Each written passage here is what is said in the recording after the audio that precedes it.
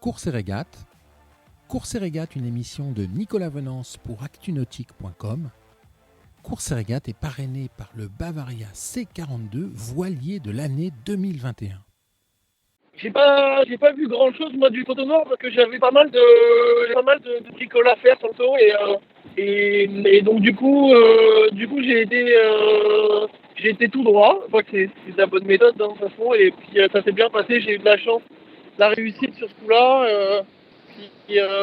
Voilà, c'est d'être rentré dans le premier dedans, comme ça s'est remonté par le nord, mais finalement avec Charlie on est moins pénalisé.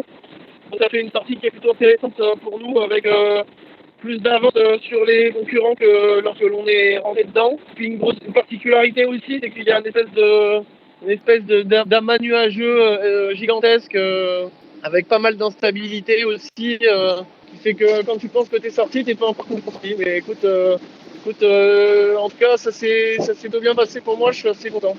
Ah bah écoute, je suis à l'attaque, tout ce que je peux.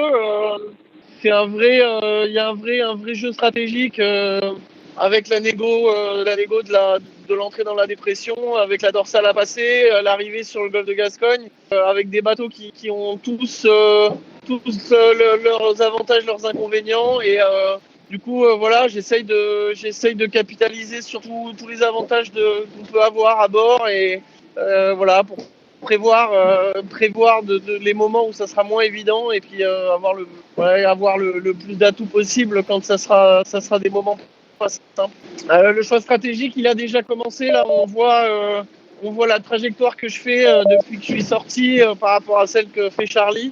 On n'est pas parti sur la même chose, ou à moins qu'il ait voulu négocier différemment l'amas nuageux à la sortie du pot. Donc comme il n'a pas de foil, je pense qu'il essaye peut-être de faire, tu vois, une route plus directe, comme il peut pas capitaliser sur une grosse vitesse à cette allure-là. Voilà, et puis c'est du pilotage dans l'Isée pour surveiller le meilleur axe pour rentrer dans cette dorsale, pour être le moins pénalisé possible par les vents faibles. Et je dois dire que c'est pareil, c'est à chaque fois qu'il y a un nouveau fichier météo qui sort, il faut analyser et puis il faut ajuster sa trajectoire. Et ensuite, ça va être du portant dans la brise. Et là, il faut bien gérer son approche du golfe de Gascogne avec des zones plus ou moins dangereuses, avec des cargos, du trafic, de la fatigue. Enfin voilà, tout un tas d'éléments qu'il faut prendre en compte. Ouais, j'ai un bateau qui peut me permettre de m'en sortir correctement. On va vite cette allure-là au reaching, puisqu'on a nos foils. Voilà, après il y a Boris Herman qui va sortir du pot aussi, il va vite aussi au reaching, donc faut surveiller. Après, j'ai toutes mes voiles de portant, donc le portant dans la brise, ça me fait pas trop de peine non plus, tu vois, surtout que le temps du portant dans la brise du Grand Sud est pas si loin, donc j'ai encore mes repères.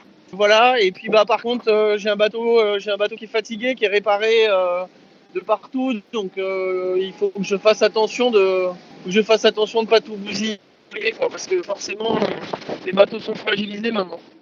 Cette émission est accessible à tout moment sur la chaîne YouTube d'ActuNautique, mais aussi en podcast sur Spotify, Deezer, Apple, Google, Acast et SoundCloud.